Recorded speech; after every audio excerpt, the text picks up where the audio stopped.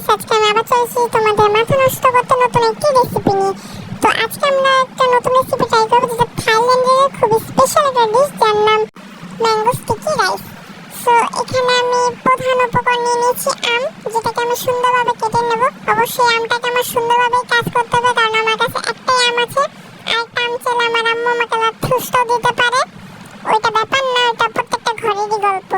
So আমটাকে আমি আমার মন মতো এখানে ভালোভাবে কেটে নিচ্ছি, অপচয় করা যাবে না।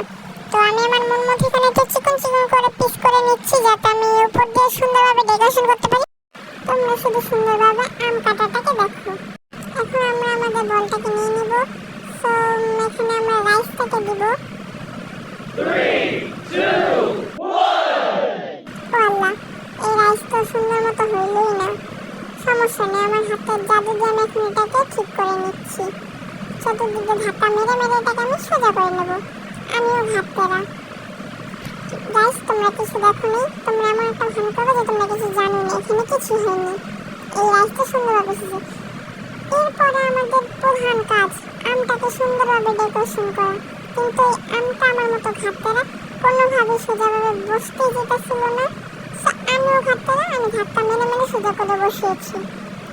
এখন আমি এটার উপর একটু ডেকোরেশন করতে যাই। পাকনামি করে আমার সংখ্যা একটু বাড়াই দিচ্ছি উপরে, কিন্তু সমস্যা নেই, চলে।